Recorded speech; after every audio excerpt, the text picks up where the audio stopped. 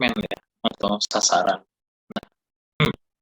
Mengapa Pak? Pertanyaannya, kita harus memasuki segmentasi pasar. Nah, ada yang bisa bantu jawab kira-kira alasannya? Bahwa kan setiap produk atau jasa kan boleh dinikmati Pak oleh siapa saja, atau boleh dibeli atau dikonsumsi oleh pihak manapun. Nah, kita kalau di posisi sebagai produsen ya, atau pengusaha, baik produk atau jasa, apa akhirnya harus kita bidik ya, ada pasar sasaran ya, atau segmentasi pasar. Menurut Anda, alasan yang paling tepat itu apa? Silakan. Ya, David. Iya, Pak. Menurut saya, tujuan utama dari segmentasi pasar itu buat meningkatkan efektivitas strateginya sih, Pak. Karena, ya itu Pak, sebelumnya yang sudah disebut sebelumnya tadi, kalau misalnya suatu produk atau jasa itu pasti punya pasar masing-masing gitu, Pak. Nah, makanya itu kita perlu sebuah segmentasi pasar agar lebih efektif gitu, Pak, akan target konsumennya gitu. Terus juga eh, proses marketingnya itu bisa lebih jauh terarah gitu, Pak. Mulai dari promosi, produksi, dan distribusi dan sebagainya, Pak. Oke, baik. Terima kasih, Davin. Efektivitas strategi ya. Oke, ada lagi yang lain? Silakan. Bapak, saya mau menambahkan. Oke, silakan, Nugra. Mungkin tadi yang dibilang Davin benar buat efektif, tapi sebagai tambahan biar kita juga bisa menyesuaikan produknya, Pak, sesuai dengan pasarnya.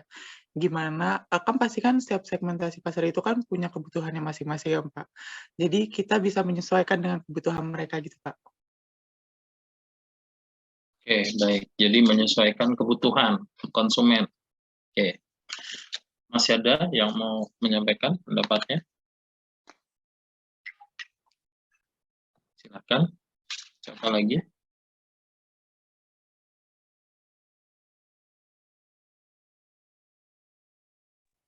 Saya izin menambahkan, Pak. Silakan. Mungkin dengan adanya segmentasi pasar dalam sebuah perusahaan, itu pun juga perusahaan tersebut akan lebih terkonsentrasi dalam melakukan pemasarannya, seperti tadi yang dijelaskan Davin dan Lanang, dan dengan adanya segmentasi pasar pun, karena tahu tujuannya kepada siapa, sehingga kita dapat mengalokasikan sumber daya dengan efektif dan dengan strategi-strategi yang mungkin telah disesuaikan dengan segmentasi pasar tersebut. Oke, tepat ya. Jadi yang dikatakan teman-teman ya, Davin, Nugra, Sarah, semuanya betul ya. Ada kita bicara tentang strategi ya, artinya kalau segmentasinya tepat ya, strateginya yang akan kita lakukan tepat ya. Ibarat kita bermain bola, ketemu lawan seperti semalam Indonesia lawan Kurakau, ya kan? Strateginya tepat, akhirnya menang. Nah, ya kan? Kurakau kita ketahui bahwa badannya, posturnya tinggi-tinggi, langkahnya panjang-panjang, larinya cepat-cepat, akhirnya bisa diredam. Karena ketepatan strategi, ya, terus menyesuaikan dengan pola konsumen, ya, tadi juga dikatakan, dan alokasi sumber daya. Betul ya. Ditambah yang paling penting itu adalah mengapa perusahaan memilih segmentasi pasar, dikarenakan tidak semuanya pasar itu bisa kita masuki. Ya, itu yang paling penting. Back to product dulu, lihat. Produk kita ini mau dikirim kemana, mau dipasarkan kemana. Di awal kuliah kan saya katakan bahwa konsep penjualan dengan konsep pemasaran berbeda. Nah, dari awal saya sampaikan dulu bahwa konsep pemasaran itu fokus utamanya adalah pada keinginan atau kebutuhan masyarakat dulu, atau kebutuhan pasar, konsumen. Artinya kita tahu dulu kebutuhan mereka apa, baru kita kasih produknya. Ya. Beda dengan konsep penjualan, di mana mau produk apapun, ya intinya kita akan melakukan promosi. Nah, sedangkan pemasaran basisnya dari kebutuhan masyarakat atau konsumen. Makanya 1, 2, 3 yang disampaikan oleh teman-teman itu pada dasarnya tepat. Karena apa? Memang dari produk yang sudah kita ketahui, maka kita nanti akan penetrasinya seperti apa, ya. Memasuki pasarnya dengan cara bagaimana, kesiapannya seperti apa. Nah, itu ya. Jadi penting untuk melihat pasar sasaran karena tidak semua produk itu bisa dimasuki oleh pasar. Contoh misalnya susu formula anak, ya kan? Nah, apakah boleh diminum untuk orang dewasa? Kan nggak bisa. Kebalikannya, susu dewasa bisa nggak diminum oleh anak-anak? Kan nggak bisa. Pasarnya udah beda, ya. Bahkan untuk kalangan tertentu dengan usia demografi yang sama, ya, itu belum tentu bisa masuk di suatu konsumen tertentu, ya. Itu belum tentu bisa masuk. Contoh misalnya sabun, ya. Ini saya amati ya. Daerah pinggiran itu belum bisa menggunakan sabun cair, ya. Mereka masih menggunakannya sabun batang. Kenapa? Karena mereka selama ini terbiasa dengan menggunakan sabun batang. Relatif ekonomis juga, ya, dan praktis dibawa kemana-mana.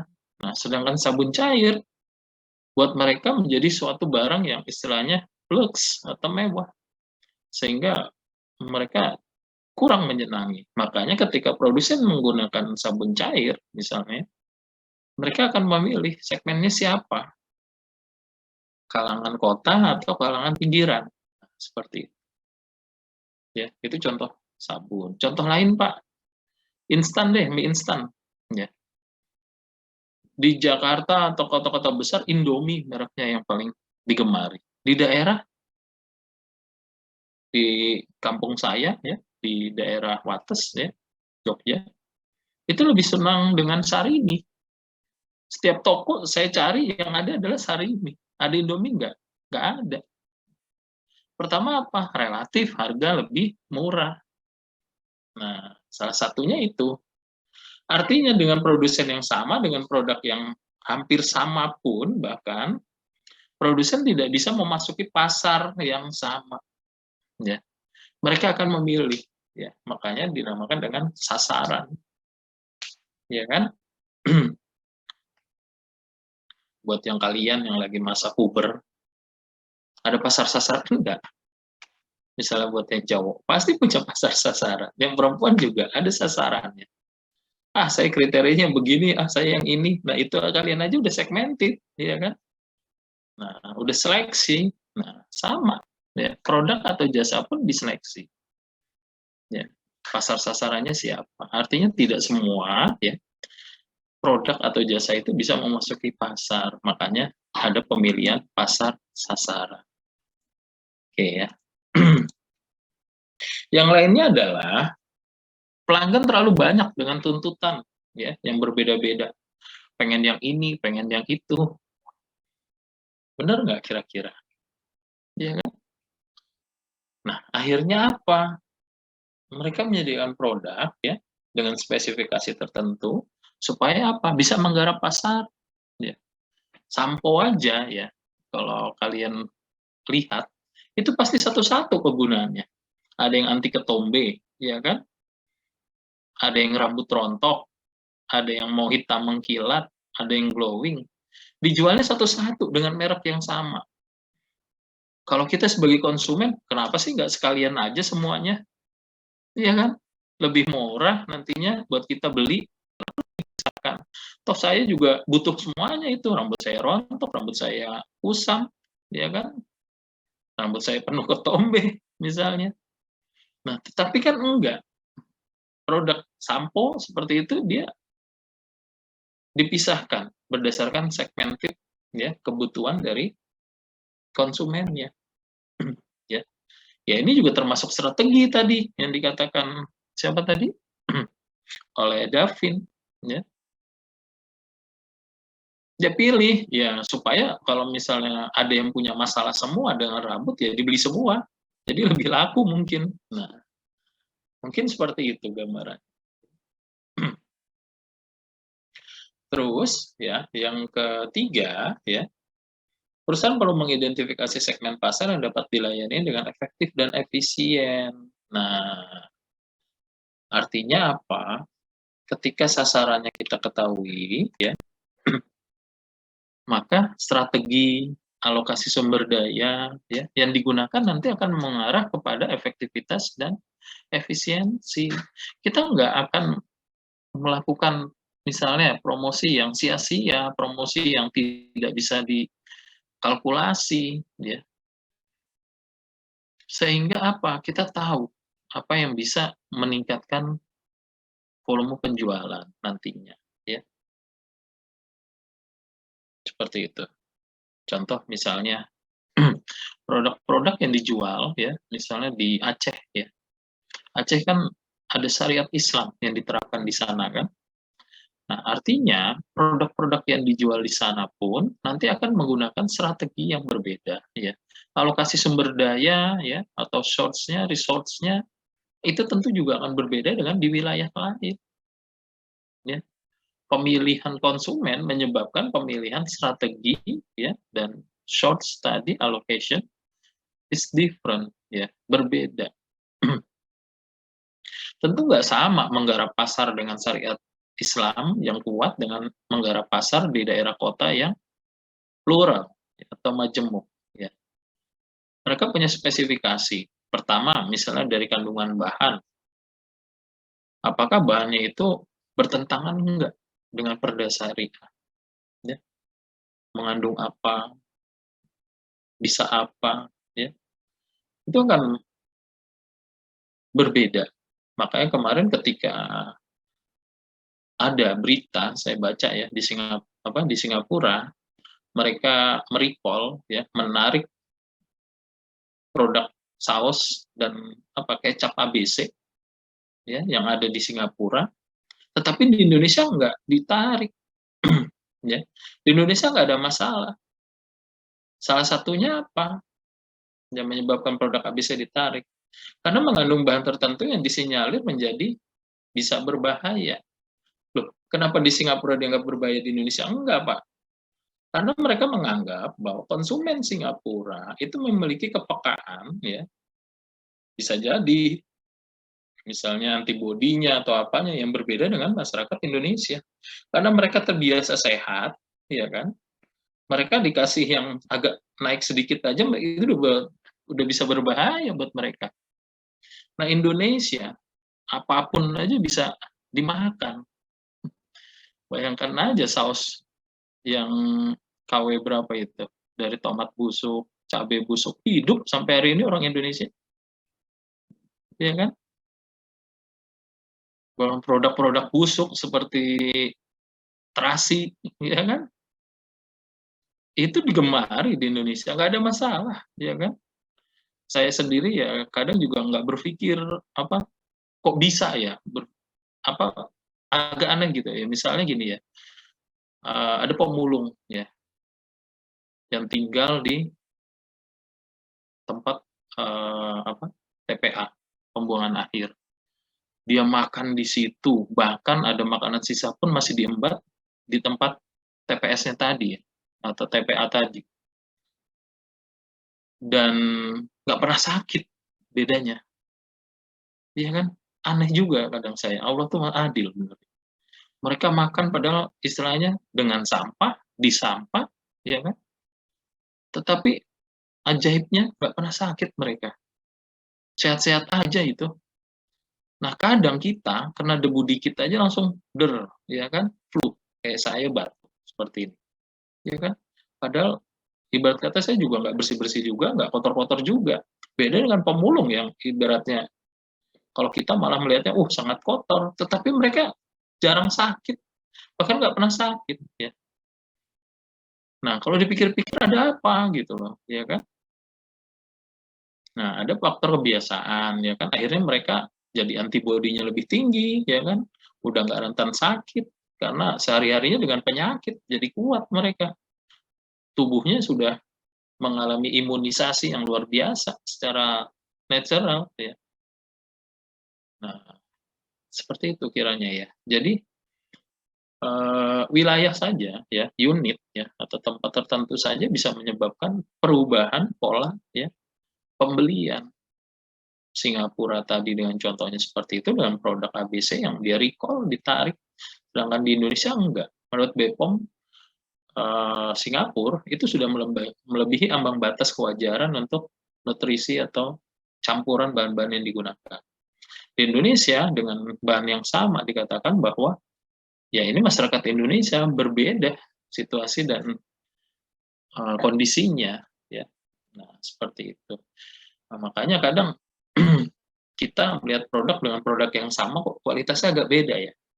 Nah, itu juga bisa jadi ya, itu bagian dari strategi atau pengalokasian sumber daya yang dioptimalisasi ya, dioptimalkan. Itu ya.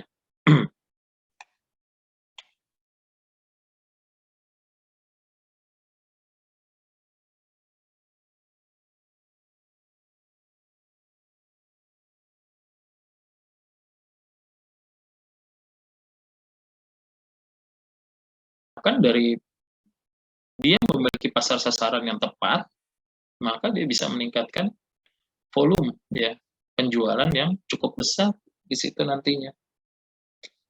Nah, dengan adanya segmentasi pasar yang dilayani ya, mereka berharap bahwa segmentasi itu adalah pasar yang tepat sesuai dengan produk yang mereka tawarkan.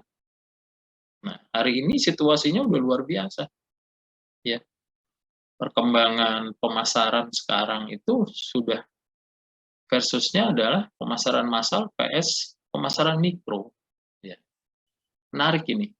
Pemasaran massal itu artinya produk yang dijual dengan secara masif, ya, besar-besaran, ya, dengan situasional penjualan yang segmented sekali, yaitu pemasaran mikro. Bahkan mereka masuk ke dalam relung-relung, ya, celung-celung, ya, pasar yang sangat-sangat spesifik. Ya. Kalau dulu kita melihat bahwa contoh pemasaran massal PS pemasaran mikro yang paling gampang adalah dalam dunia otomotif. Ya. Jepang dia hadir dengan pemasaran massal. Ya. Makanya harga mobilnya murah. Ya. Dia produksi 1000 unit mobil, harganya lebih murah dibandingkan dengan dia produksi 1 atau 10 mobil saja dijual. Nah, tetapi mereka punya segmented beda-beda ya. Mereka ya produk Jepang yang dikejar adalah kuantitas, produk yang segmented mikro dianggap lebih berkualitas. Makanya harganya luar biasa. Antara mobil Ferrari dengan mobil Toyota Camry sama-sama sedan, tetapi harganya sangat-sangat jauh berbeda. 1 miliaran, satu masih ratusan juta. Nah, lantas siapa Pak yang paling unggul antara pemasaran massal dengan pemasaran mikro? Kira-kira siapa Pak yang paling unggul? Duanya memiliki keunggulan masing-masing ya. Karena apa? Ini adalah tadi bagian dari sebuah strategi ya. Anda mau strategi yang mana? Apa yang mau Anda bidik? Premium class ya, economy class atau business class? Ibarat kita naik pesawat sama-sama nyampe ya, tetapi kursinya beda-beda. Ekonomi ya kursinya di belakang, bisnis ada di depan, VIP di depannya lagi dengan fasilitasnya yang berbeda-beda, harganya pun juga berbeda-beda. Nyampainya sama nggak Pak? Sama. Itu ya. Oke, kita coba lihat ya pemasaran makro seperti apa sekarang dengan pemasaran mikro. Nah, ini ya. Dalam pemasaran massal ya, penjual menjalankan produksi massal, distribusi massal, promosi massal atas produk tertentu bagi semua pembeli. Nah, mereka membanjiri produk dalam hal ini ya. Contoh Henry Ford. Henry Ford itu yang punya mobil Ford ya, Amerika ya, General Motors ya. Menerapkan strategi pemasaran ini ketika menawarkan Ford Model T ya dengan warna apapun asalkan warna tersebut adalah hitam. Dia produksi itu mobil Ford ya, macam-macam. Nah, mobilnya ini nih, tuh, zaman itu. Ya, ini adalah mobil yang ditawarkan massal pertama kali dibuat oleh General Motors Ford. Ya. Laku, laris. Kenapa? Karena strateginya adalah untuk seluruh kalangan. Ya. Seperti itu. Ya. Lalu Coca-Cola juga mempraktekkan pemasaran massal bertahun-tahun ketika hanya ada satu jenis Coke dalam botol 6,5 ounce. Coca-Cola itu kan dari dulu ya Coca-Colanya begitu-gitu aja. Nah sekarang ini yang berbeda, dia ada yang low sugar, ya. Dan botolnya ya begitu-begitu aja di seluruh dunia. Ya. Tapi kandungan Coke-nya bisa berbeda. Antara lidah orang Indonesia dengan lidah orang Eropa berbeda. Anda tahu nggak sejarahnya minuman Coca-Cola itu diciptakan untuk apa? Tadi. Ada yang pernah tahu sejarahnya Coca-Cola?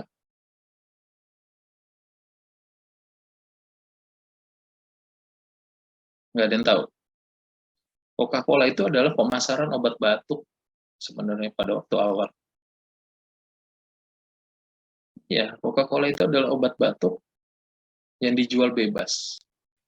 Kenapa Pak jadi obat batuk? Jadi minuman Pak. Karena orang Amerika itu paling susah kalau minum obat. Tapi kalau minuman keras, paling cepat. Nah, itu yang digunakan tadi, strateginya. Dibuat dari buah kok, ya kan? Mereka menciptakan Coca-Cola sebagai pengganti obat batuk. Ya.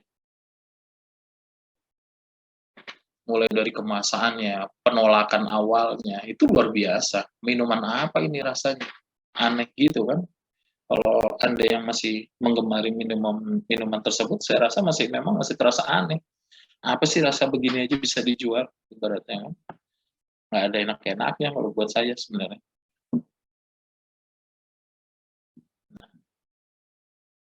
Tapi mereka melakukan produksi massal, ya, dia genjot, dia jual patennya, ya, boom produknya, ya. Coke yang ada di Amerika dengan Coke yang ada di Indonesia itu berbeda. Di Indonesia lebih agak tidak terlalu pahit dan agak manis ya. Kalau di Amerika, wah udah rasanya udah paling nggak enak sebenarnya. Tapi karena mereka terbiasa minuman keras, ya mereka biasa seperti itu.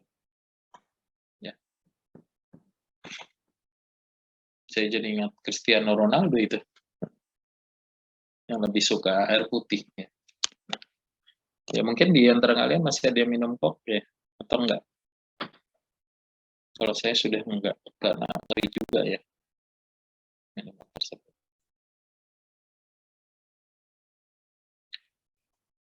Oke ya, ini contohnya tadi, ini contohnya juga ya. Nah, kenapa menjadi ada sebuah pemasaran massal? Ya, ada argumen yang mendasari bahwa potensi pasar yang terbesar menghasilkan biaya yang lebih rendah dan margin yang lebih tinggi. Itu katanya. Ya. Ada potensi pasar yang sangat besar dengan margin biaya yang bisa lebih rendah dan margin yang lebih tinggi. Ya. Margin itu keuntungan ya, gap. Ya. Mengapa produk-produk Cina itu bisa dijual dengan harga yang sangat-sangat murah? Ya. Kenapa? Karena produksi massal, ya kan? Makanya ketika Presiden Jokowi yang mengatakan jangan banyak impor, saya juga agak ini ya, sebenarnya setuju ya, secara pola pikirnya setuju. Tetapi untuk produk-produk tertentu kita nggak bisa bersaing dengan produk Cina. Ya. Produk Cina itu diproduksi secara massal dan masif sehingga harganya sangat-sangat murah. Contoh peniti deh. Indonesia bukannya nggak mampu bikin peniti, ya bisa, tetapi akhirnya banyak perusahaan peniti kita yang akhirnya gulung tikar. karena nggak mampu menghadapi serbuan peniti dari Cina. Ya. Di Indonesia satu produksi peniti itu masih 500 perak, di Cina udah 50 perak satu peniti. Artinya ongkos kita lebih mahal 450. Ya kan? Terus kalau kita mau jual, rugi, nggak ada yang beli peniti kita. Siapa yang mau beli? Itu baru peniti ya beratnya, belum kancing.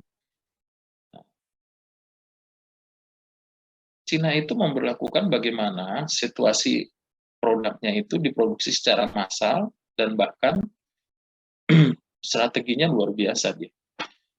Jadi pabrik-pabrik itu ada di dalam rumah atau apartemen mereka sendiri. Ya.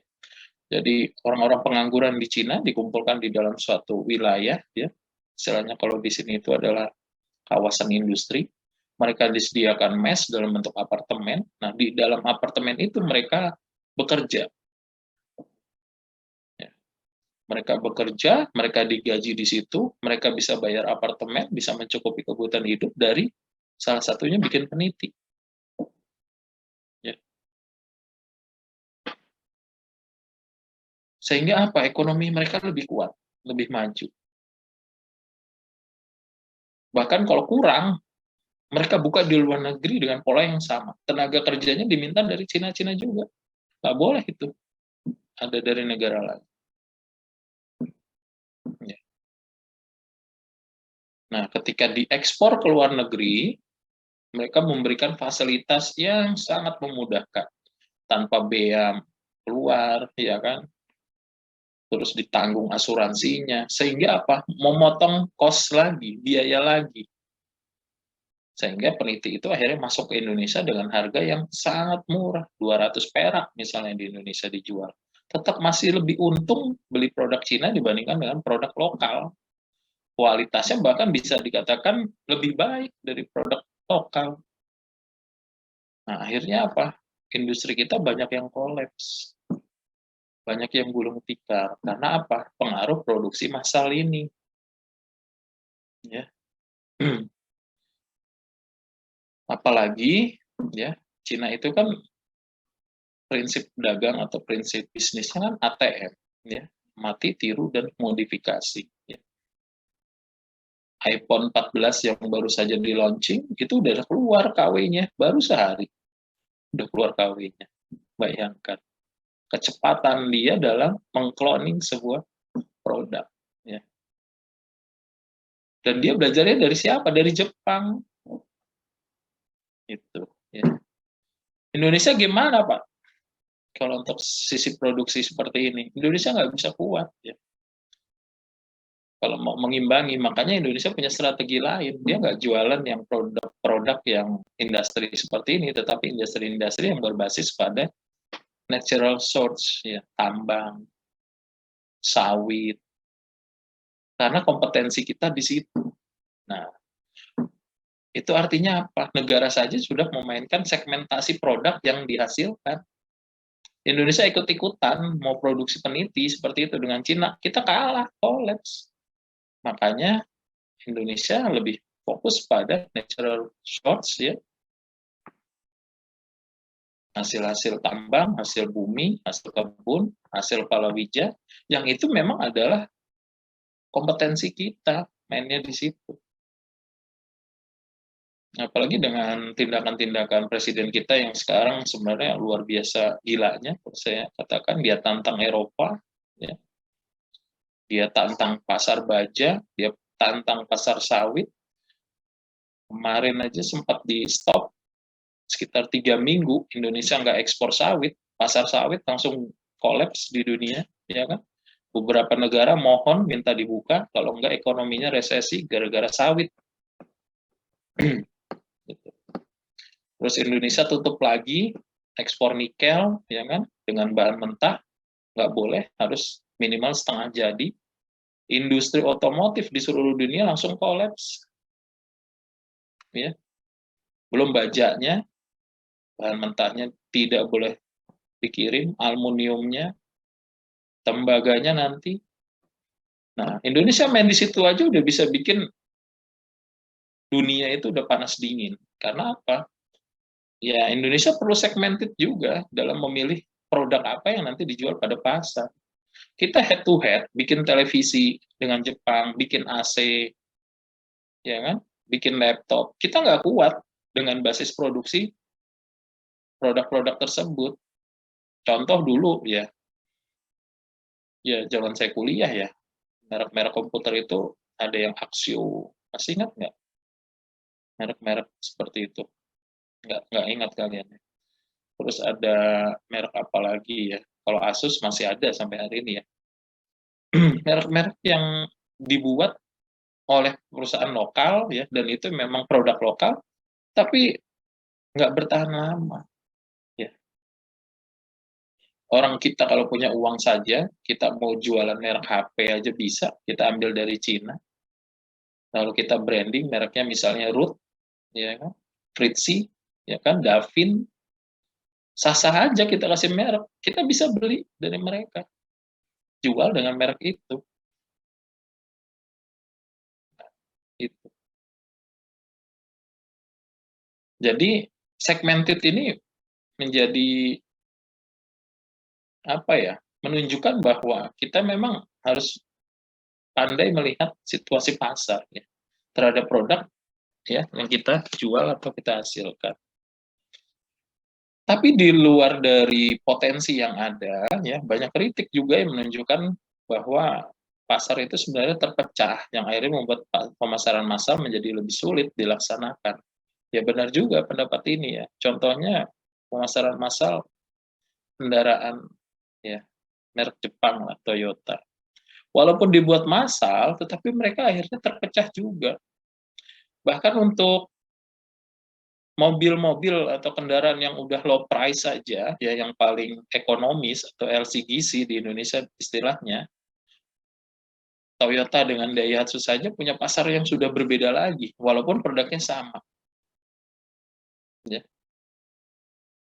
Sigra dengan Calya, Avanza dengan Xenia, sama itu produknya, beda di mesin, tapi segmentednya saja udah berubah lagi. Diproduksi massal nggak Pak? Massal. Semuanya diproduksi massal. Kalau nggak harganya pasti mahal. Itu. Jadi memang pasar itu udah terpecah, dan bagaimana kalau produksi massal pun akhirnya terbagi lagi ya ke dalam pasar-pasar yang sudah terpecah-pecah tadi. Ya. Terpecahnya polanya banyak ya. Demografinya, ya, padatan penduduknya, wilayahnya, budayanya, pendapatannya, gendernya, usianya, ya kan, dan sebagainya. Jadi sudah terpecah-pecah, ya. Konteksnya memang seperti itu. Sehingga perlu ya bagaimana membuat pemasaran supaya tidak menjadi lebih sulit, ya dia harus masuk lagi ke dalam pasar yang sudah pecah-pecah.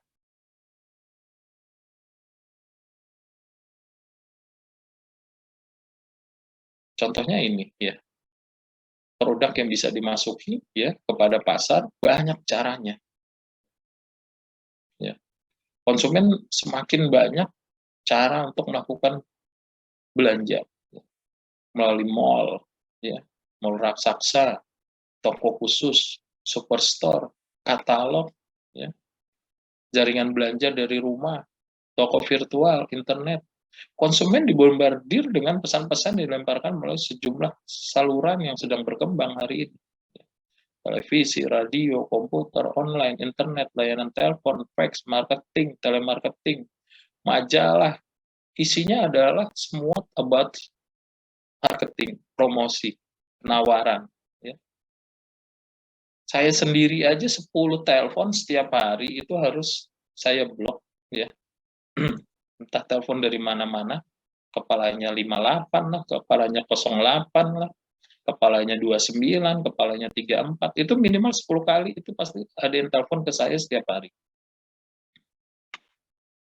Ya, modusnya macam-macam, nawarin asuransi, nawarin pinjaman, ya, nawarin pinjaman online juga. Rata-rata memang finance ya. Terus ada yang nawarin, karena saya member di tempat A, pembelian ini, buy one, get one, atau voucher khusus dan sebagainya. Belum hotel. Setiap hari dibombardir. Bahkan yang paling hebat ya, sekarang itu makanya dinamakan dengan big data, ya. Apa yang kalian search hari ini, itu akan keluar di media sosial yang lain. Benar nggak? Kalian merasakan nggak? Saya cari di Google, kata kuncinya misalnya tanaman hias. Nanti begitu saya buka Facebook, itu yang keluar iklan-iklan tanaman hias. Terus saya buka misalnya gitar, ya, di Google, jenis gitar, itu nanti di Instagram, isinya adalah gitar yang diiklankan di saya. Saking luar biasanya sekarang, ya, makanya dinamakan big data. Orang yang menguasai big data akhirnya bisa menangkan kompetisi. Ya. Bahkan kalau Anda yang sering nongkrong di Starbucks, ya, itu biasa dimainkan peranannya ya, Starbucks. Nongkrongnya gratis, ya kan? Dan wifi-nya gratis, kopinya bayar, harganya sekarang udah nggak mahal-mahal lagi. Dulu di awal-awal munculan Starbucks ya lumayan ya harganya. Tapi sekarang udah mulai low price dia. Terus Anda duduk nongkrong di situ, Anda dapat fasilitas gratis, wifi misalnya gratis seperti itu. Tapi apa yang diketahui oleh Anda? Bahwa ketika Anda nongkrong gratis di situ, data Anda sudah direkam. Iya kan? Anda masukin password wifi, data Anda sudah mulai direkam. Nanti ujungnya akan ada iklan, ya kan, tentang produk Starbucks. Terus yang kedua, nanti ada survei kepuasan atau survei produk oleh Starbucks. Artinya Anda sudah masuk ke dalam ekosistem mereka. Ya, ekosistemnya Starbucks. Ini yang sedang lagi dimainkan oleh perusahaan-perusahaan besar. Mereka menciptakan segmentasi dalam berupa lingkungan ekosistem produk mereka. Ya. Maksudnya gimana sih Pak ekosistem? Ya.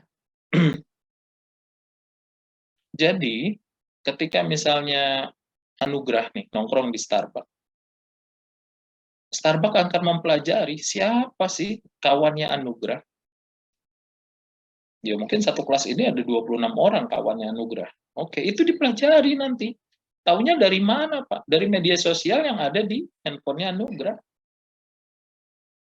Terus kebiasaan Anugrah juga dipelajari. Dia suka ngopi jam berapa. Terus kalau ngopi cemilannya apa, rotinya jenis apa. Dari situ nanti dia udah bisa meng-create, ya kan? Dia udah bisa melihat kehidupannya si Anugrah dalam setidaknya view kacamata kopi ya, seperti itu. Dipelajari itu. Ketika dipelajari, suatu saat mungkin Starbucks dia akan produk-produk sesuai dengan apa yang diinginkan oleh Anugrah. Nah, tapi setidaknya dia bisa mendapatkan jaringan ya, network dari si Anugrah tadi. Ya. Jadi ketika kita datang, duduk di Starbucks, enak ya, tetapi data kita sebenarnya udah direkam. Ya. Seperti itu. Nah, teman-temannya tadi itu nanti akan dimasukkan di dalam sebuah ekosistem. Ya. Nanti ada akan dikirimkan iklan Anugrah. Misalnya buy one, get free misalnya. Gratis 3. Nah, Anugrah karena apa? Cinta sama teman-temannya, ya kan? Dia orang yang baik hati, tidak sombong. Diajak itu teman-temannya 3 orang, ya kan? Nah, nanti ketika temannya yang 3 orang ini diajak, temannya ini nanti akan dibuatkan hal yang serupa. Suruh ngajak lagi, terus ngajak lagi, berkembang lagi. Tercipta nggak ekosistemnya? Tercipta. Ya. Dan sekarang hari ini Anda lihat di luar sana, termasuk saya sendiri punya kafe, ya, bahwa masyarakat sekarang itu udah pola budayanya udah beda. Nongkrong ya di kafe sambil mengerjakan aktivitas seperti itu. Ya. Dan terbukti bahwa kafe-kafe sekarang bisnis kafe itu sangat menjamur. Ya, ya salah satunya itu. Ya.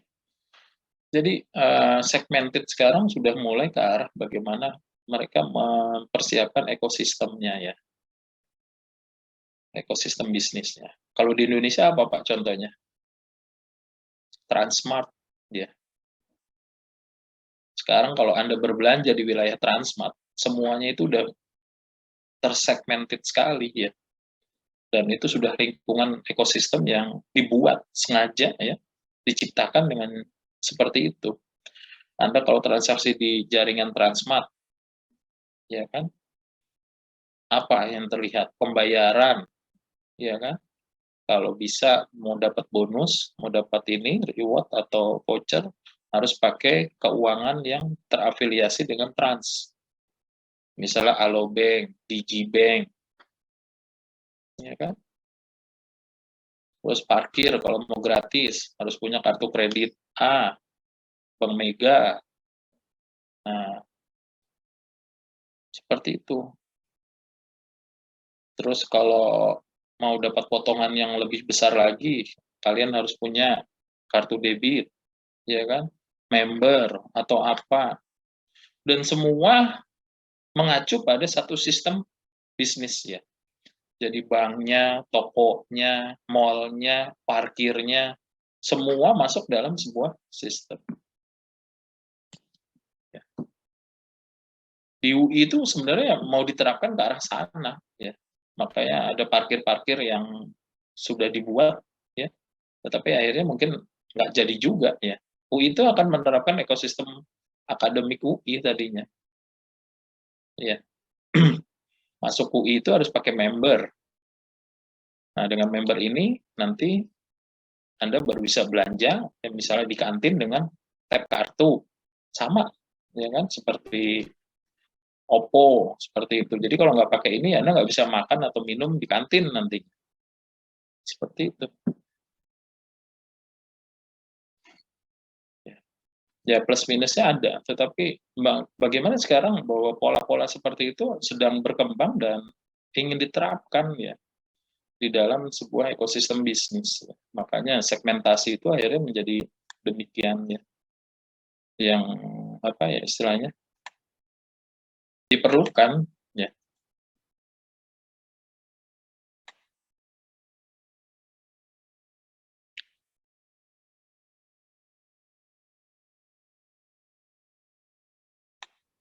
Aduh, hang nih komputer saya.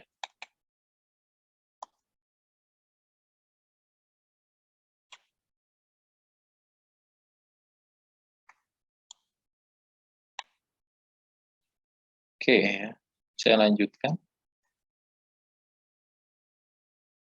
Nah, kesimpulannya ya bahwa ada sebuah pergeseran ya dari yang pemasaran massal yang dibuat tadi seperti Ford ya, lalu kita bicara ini tadi ya, bicara pemasaran mikro ya, mulai dengan jaringan-jaringannya sendiri. Nah, kita pada sampai sebuah kesimpulan yang mengatakan bahwa peningkatan jumlah media ya, iklan dan saluran distribusi ya, menyebabkan kesulitan untuk mempraktikkan pemasaran dalam satu ukuran untuk semua. Gitu. Ya. Artinya bahwa pemasaran ya itu tidak bisa dimasuki ya dengan satu produk ya, satu ukuran, tapi untuk semua konsumen nggak bisa. Ya. Walaupun tadi saya katakan Transmart sedang membangun yang namanya ekosistem ya bisnisnya, terbukti sampai hari ini orang tetap ibaratnya juga tidak seagresif untuk memasuki segmen yang telah dibangun oleh si grup Transmart ya. Beberapa tempat saya lihat mereka sepi dan bahkan cenderung akan tutup. Karena apa? Dibuat seperti pola segmented yang satu ukuran untuk semua, nggak semua orang itu senang. Ya. Misalnya contoh, dari kalian ada yang lebih senang, saya lebih senang belanja di Tokopedia, Pak. Oh enggak, kalau saya lebih senang datang ke mall-nya langsung. Ya kan? Oh enggak, Pak, saya senangnya melalui Facebook, melalui media sosial yang lain kalau belanja.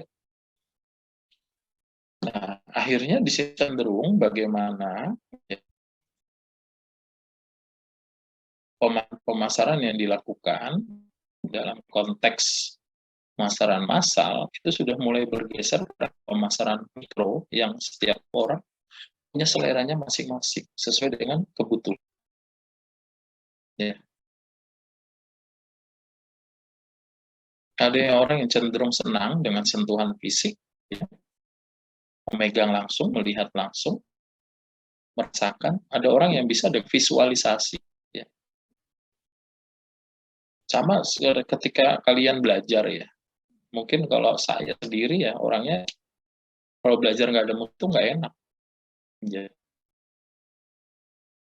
Tapi ada orang yang belajar itu harus hening, sepi. Makanya ada orang yang baru bisa belajar itu jam 12 malam, tengah malam. Karena feel-nya baru dapat ketika belajar di situ, baru nyerap katanya. Atau ada orang yang belajar itu nggak mau baca, nggak mau teks, tapi mendengarkan sambil melihat audio, visual. Ya. Jadi inginnya seperti didongengkan, baru dia meresap. Kalau baca, dia ngantuk. Aneh seperti itu.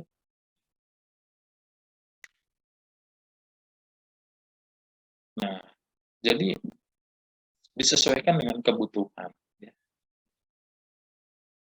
Situasi-situasi yang seperti ini.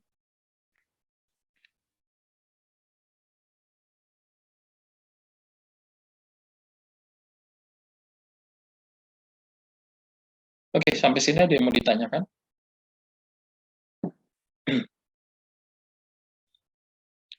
Nggak ada? Clear? Belum ada. Belum. Clear, Pak.